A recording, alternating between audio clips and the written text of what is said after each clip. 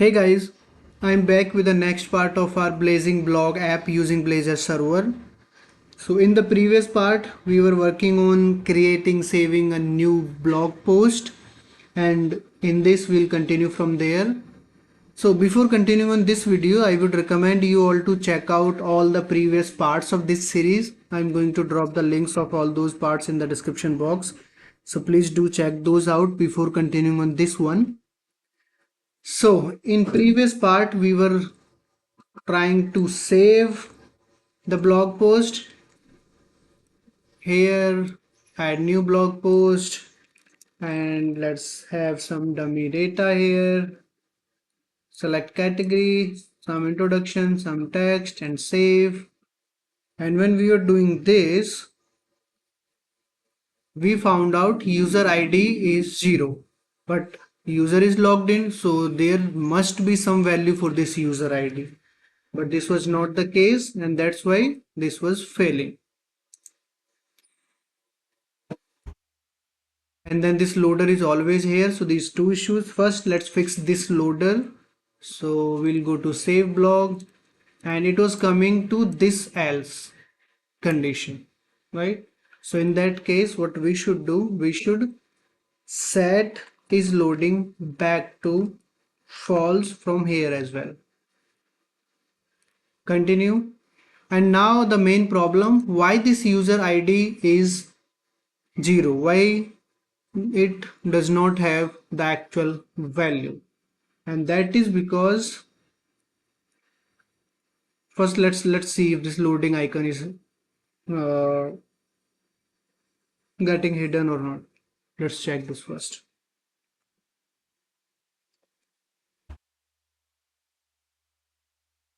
Okay, manage blog, create new blog post, save, continue, and now we can see the error and that loading indicator that is not here, so this thing is working. Okay, now the main thing why this user ID is 0. So for that, let's go to this blog auth state provider, and again my IntelliSense not working. Fine, we are here, and from here we are setting this logged in user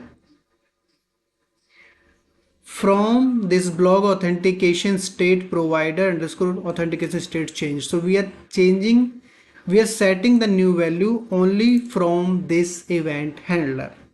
Now this thing gets called whenever we are calling this notify authentication state changed, and this notify authentication state changed, we are calling it from login and logout.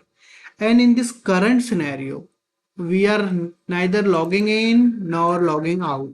So that means this thing is not getting triggered, and eventually this thing is not getting triggered and logged in user is not getting saved.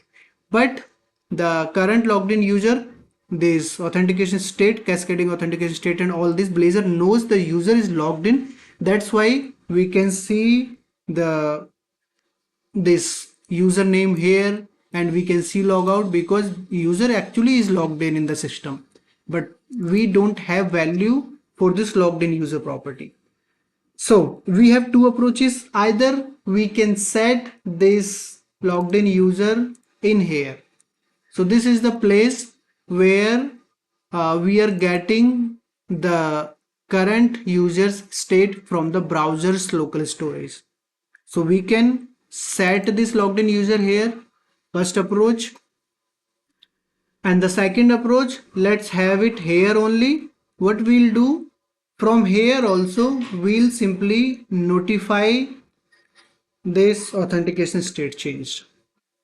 So auth state, let's have it as a variable here. So we'll say where auth state equals, and then we'll do this here. We are setting this auth state, we are notifying the change, and then we are returning it the same way. And now let's save it, stop, and rerun.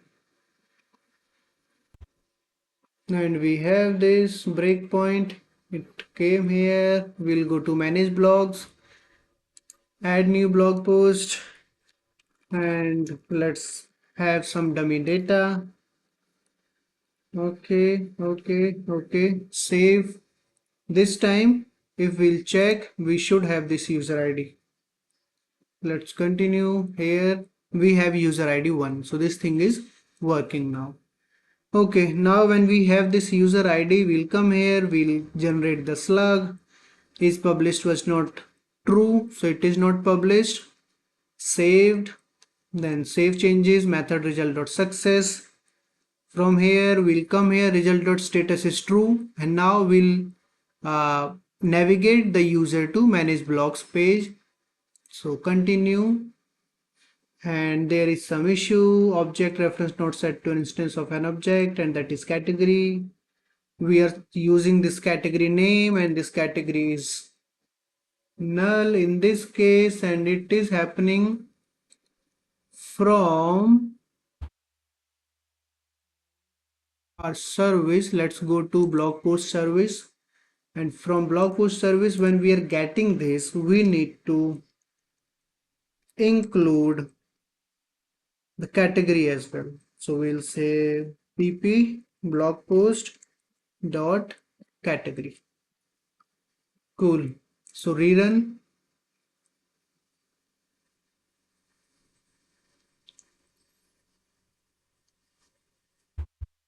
Okay, manage blogs.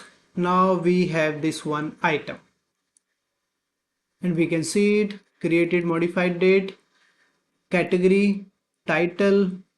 It is not published, and we have this added button with this added link, and then we have this add new blog post. So let's create one more blog post. This is also some gibberish. This time let's make it published. Save it. Continue. And now we can see this got saved, page got navigated back to the manage blogs page. We can see this entry, and that is published is true for this. So the creation is working as expected. Now next thing, we'll work on this edit functionality. For now, if we click on edit, if you can see the URL, it is the correct URL, but when we are in edit mode, ideally it should load up all the values from the database.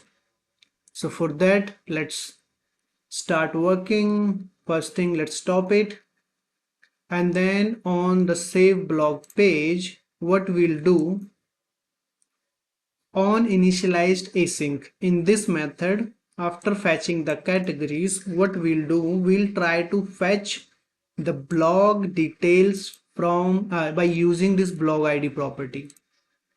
First thing here, we'll check if blog ID if this is greater than 0, that means we are in edit mode.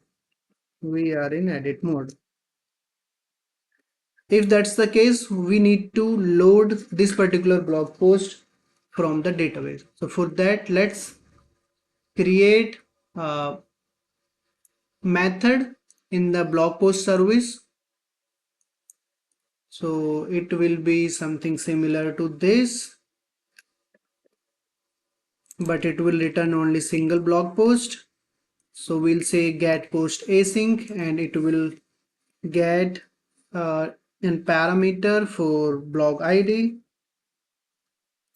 blog post include as no tracking. Here we'll say first or default async, and it will be blog ID.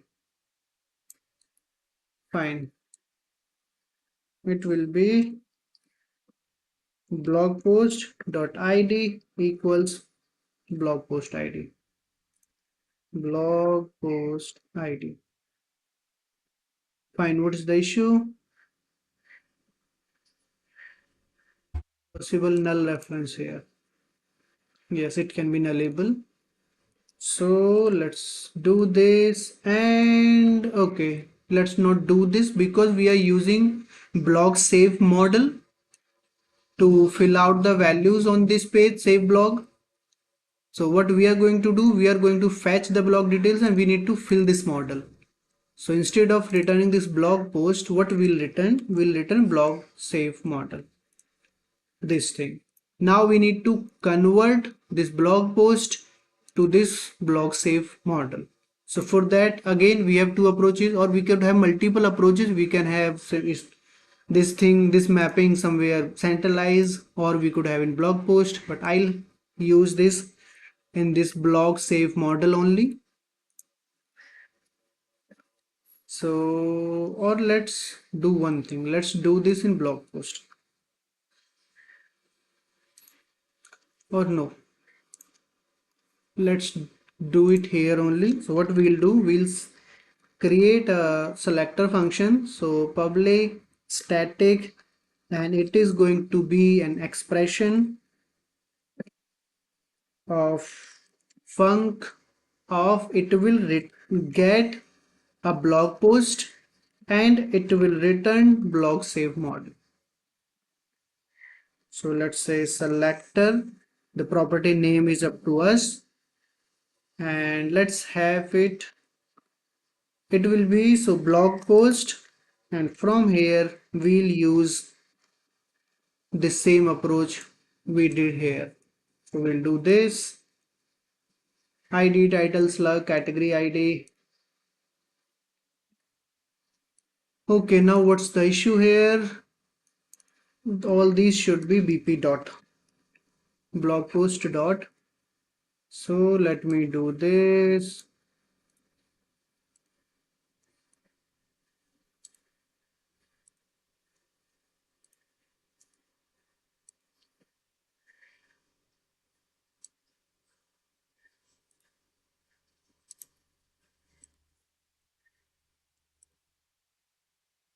Okay, bp dot, and this should be user id, and we don't have user id on the DTO, so we don't need this, we can skip this. Category id, introduction, content is published. I think we should be good now. Okay, let's use this selector in here. So what we'll do, as no tracking, after that we'll say select, and from this select we'll say blog save model dot selector, and then first or default this thing. So now we have this blog save model. Cool, get post async. Now let's go back to save blog razor page. Here we'll say where db model. So here we'll say await and blog post service dot get post async, and here we'll pass this blog id. Fine, what is the issue? Takes one argument, it is not post, it is post. Okay, now this db model, it could be null, and if that's the case, if db model is null, what we'll do, we'll redirect user back, or let's say let's have the user here only, but we will simply we should somehow indicate the user that this is not the right URL. So okay, here we could have multiple approaches. Either we can display 404 page, either we can display a alert, error alert, or we can simply navigate user back to the main page. Main page means the manage blogs page, or we can have on this page only, and we can set the error message that uh, we could say invalid URL or something like that. It's up to us, up to you, what you need, what you will do. It's up to you, you can do whatever you want, but for now, for me, let's have like this only, and in this case invalid URL, we will not load anything, so it should be same. And if that's not the case, if we successfully fetched model from the database, then we'll modify this model to have this db model. Fine. Now we can modify it, and when we'll be saving it, then it should be the update case. Let's try it. Run. It is here. Manage blogs. And let's edit the first one. We have this entity framework and published no. Edit, and now we can see entity framework and published null. Back, try this one. The category name is Blazor's server advanced and the published is yes. Let's go here. Published is yes and the category is Blazor server advanced. Let's update it. So we'll say update, and here let's have something like updated is published to false. Let's save it. When we'll save it, this time we have user ID, we have this blog post, but this time it should not go to first case, it should go to this updating an existing blog post. So we are here now. Fine. So now we need to work on this thing. Let's stop it and try to add the logic for saving updating an existing blog post. So for that, first we need to convert this post to blog entity, but this time we have a catch. That is, initially it was direct conversion, but this time we need to merge these two things. So what we'll do, we'll say here that merge, it will return entity, and we don't need user ID. For merging, we don't need ID, we need title, we don't need slug, we are not going to modify the slug. And apart from that, we should be good till here. So we'll modify title, category ID, introduction, content, and publish state. These things will merge. How will be merged? We'll say in this we will get blog post entity from the outside. And instead of doing this, what we'll do, we'll return this entity. And before returning, what we'll do, we'll modify all these properties. So we'll say this title, category, introduction is published. We'll say this, and we'll change these commas to semicolon.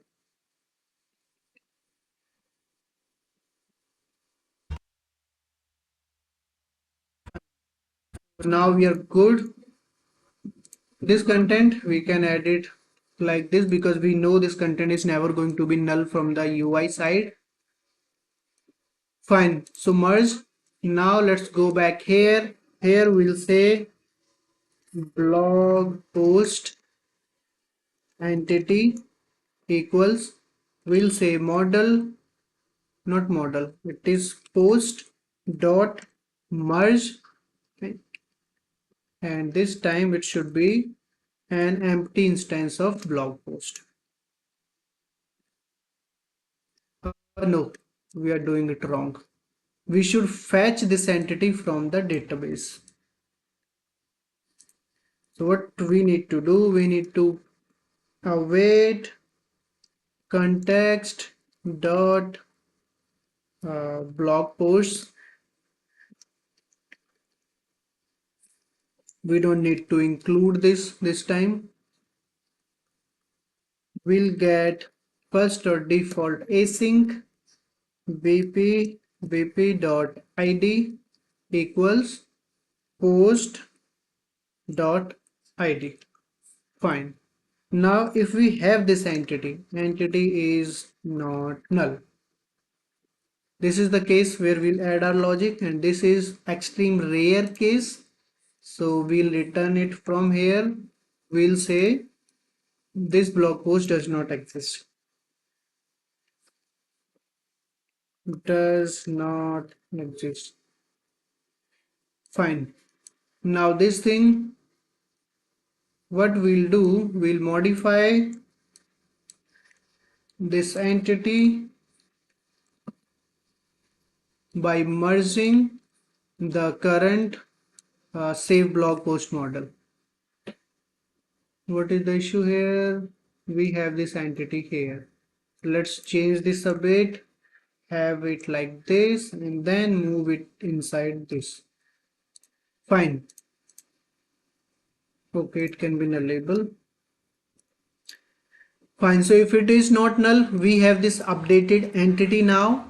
First thing, we need to set the modified on property. Now this thing, for this also, if we are doing this, very often we have multiple entities where we need to track these create and modified fields. So the better approach could be we can override the let's go to block context. We can override the save changes method here.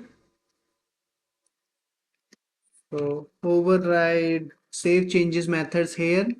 Save changes async, and here we can get all the modified entities from the change tracker, and then we can do the things accordingly. So when we say change tracker dot entries, from here we can get all the entry. So we'll say something like entry in this, then we'll check entry dot state, then we'll check if this state is entity state dot modified. That means we are modifying something. So in this case we'll have that entry dot entity, and now we can typecast this entity to the actual entity type, and that we can do either we can have a base class for all those auditable entries, or we can have some interface implemented by all those entities. Then we can directly set modified on here, and if the entry dot state, if that is added, then we can add the created on field or added on field. So this is one approach. If we have multiple uh, entities, we are doing this thing, but for now we are just using this for blog post entity, so we can have it here for the sake of simplicity. Fine. Now we'll check if this time entity dot is published. Okay, before merging it, we'll check the existing status of published entity. If let's say was entity published, if the entity was published, or let's say not entity, we'll say was blog post published, this will get entity dot is published if it was published or not. Now again we'll check if this is published now. If this is published now, so it was published earlier, it is published now, we don't need to do anything. So we'll say here if was it was already published, so we'll do nothing. But what if it was not published earlier and now it is published? If this is the case, it says that this is now published but it was not published earlier. So the blog post was not published in the DB, but user published it from the UI now. So what we need to do, we need to modify entity dot is published is already true, but we'll set published on, which should be datetime dot now. So we need to set this published on. Now next thing is, if that's not the case, that means this entity was not published in database, we'll add one more condition where we'll say if it is not published now but it was published before. So we'll say this blog post was published earlier in the DB, but user now unpublished it from the UI. So in that case, what we'll do, we know entity is published is already set. In this case, we need to reset this published on to again back to null, because this is not published now. So we should set it back to null. Fine. And modified on is already done. Everything looks great. Now we'll save it. So we can skip it if we want. It will automatically come here. It will do this thing. Now there is one problem I told you earlier. Let me show that problem to you. Then we'll fix it together. First, let's run it. That's a lot of code. Now let's see it in action. Okay, manage blogs. Modify the first one. And let's change entity framework to JavaScript and updated. And here also we'll say updated category to JavaScript. Okay, and let's make it published. So save. We came here this time. Entity is not null. Was published? No, it was not published. Modify. It is published right now. Yes, it is published right now. So we'll modify the published on time, and then it will come here and everything looks great. Everything is fine. It got saved. Now let's see this case. I clicked on it. I did not change anything. And this time we can see the JavaScript category is updated, introduction is updated, and the content is updated. So everything works great. Now let's save it without making any change. Okay. So we came here. Everything looks great. Is published. It was already published. Nothing needs to be done. Okay, it is working. But what changed? Okay, if it is working, then we should be good. Something is not right. Something must have changed. Oh, modified on. Okay, this modified on has changed. Now we have two approaches. Either we can have it like this only. If we don't want this to have it here, if we remove this line, then what will happen? This context.save changes async. It will simply return 0 because nothing has changed. In that case, it will go to else case and we will have unexpected behavior. But we have this entity.modified on, so we are good. So we don't need to worry about that case. Okay, it looks great. When we are updating it, everything looks fine and it returns to the manage blogs page. So fine, we have saved it. Everything is working. Creation, updation, everything looks great. Next thing, so I think that's all for this video. And in the next part, what we are going to do, we are going to work on the actual UI. That means the public UI, this home page. So on home page, we'll have list of blogs. Then we'll have list of categories. We want to have a filter by category. Then we need to have a blog post detail page where the complete blog details will be shown. Right. So let me show this. And my internet is not working. Okay. You might have remember I already shared the screenshots, so that thing we'll do here. So please like this video, share this video, subscribe my channel, and I'll be back with the next part soon. Bye bye.